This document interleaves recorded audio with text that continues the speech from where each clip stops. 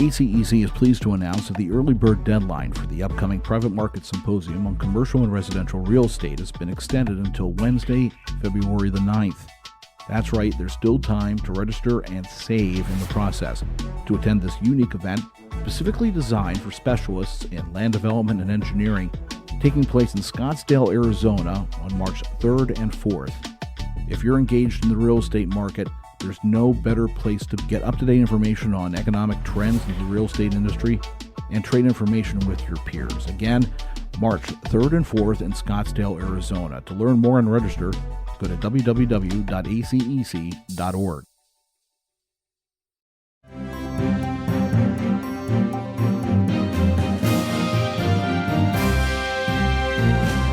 Welcome to Engineering Influence, a podcast from the American Council of Engineering Companies. This week, we are rounding out our 2 days of ExCom orientation. Very in-depth breakdown of ACEC nationalist departments, how we're structured, all the inner workings, so our incoming executives can hit the ground running after the spring convention, after they are officially put in position. And joining us is Joe Fiordaliso. He is with ACEC New Jersey, and he is our incoming NAECE president, which is very, very important because the work we do means nothing without the Federation, without our member organizations. The power that we have in Washington really is dependent upon the states and what they're able to accomplish. And Joe, thanks for coming on the program. Thanks for having me, Jeff. So what have you thought about the last 2 days? I mean, do you think it's beneficial? Have you learned something? Even after 11 years as an executive and feeling like I have intimate knowledge of all the workings of ACEC, I certainly felt like I learned something over the past 2 days. Not only in terms of the substance and a lot of the work that ACEC does at a national level, but also to hear from our current chair and our incoming chair about their vision for the organization during their upcoming terms.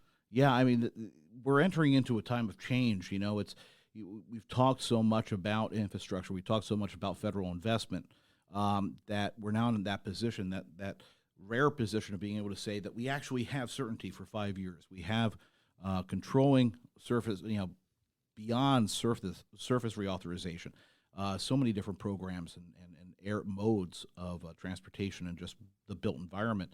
What does it mean to you as a state executive to have this ability to go back to your, the state legislatures, to your governor, and know that there's some actual federal investment, federal dollars behind what they're going to plan for?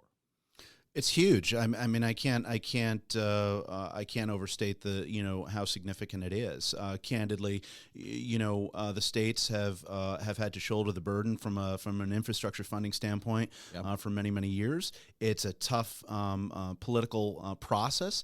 Requires state legislators and governors to take tough votes to sign tough pieces of legislation. Yep. Nevertheless, we've done it in New Jersey. And our governor and our legislatures to be commended for that. To be able to supplement that with additional federal investment and be able to really make a meaningful impact on upgrading and rehabilitating our infrastructure and bringing it into the 21st century, particularly when you talk about things like broadband, is significant. We're very much looking forward to playing a role in implementation and supporting our local elected officials to make sure every dollar gets spent wisely. Coming into the role with as leading NAECE, I mean, what's your philosophy in organizing and making sure the Federation is on one page and that we're all working together as it should be, ACEC National, hand in hand with the MOs? Yeah, it's pretty simple, Jeff, and it's all about communication. Yeah. Right. If COVID, created any opportunity, it's for us to be having closer coordination, more frequent, more in-depth communication with each other. Never at any time in my 11-year tenure have I felt more close and more connected, not only to my fellow execs from around the country, but to ACEC staff here in Washington. regular communication, ability to coordinate closely on policy issues that are hitting on the federal level as well as in state houses around the country. And I certainly intend to try to maintain and enhance that level of communication as NAECE president and as a member of the executive committee. Well, I'm going to make sure you have an open door here whenever you want to come on and talk about what's happening at the states, in New Jersey, of course, and beyond. Happy to have you on because, we want again, for everybody listening out there, I mean, honestly, what the action's happening at the state level, right? We talk about the federal legislation, but when the rubber meets the road, it's going to be at the state level. And if there are issues that you're working on, if there are problems that you have, if there are successes and victories, let us know so we can tell that. And we can communicate that to the federal delegations, of course, that represent your state. And it allows us to go to the Hill with more than just an ask. We can go with a, did you know this good thing is happening in your district, in your state? And it helps empower our advocacy. So, yeah, definitely want to have you on as much as you want to come on. Well, as my friends in New Jersey know, once you put a mic in front of me, it's hard to take it away. So I will certainly I will take you up on that opportunity. You got one. So looking ahead, I mean, and I've asked this from a number of your fellow committee members. Looking forward,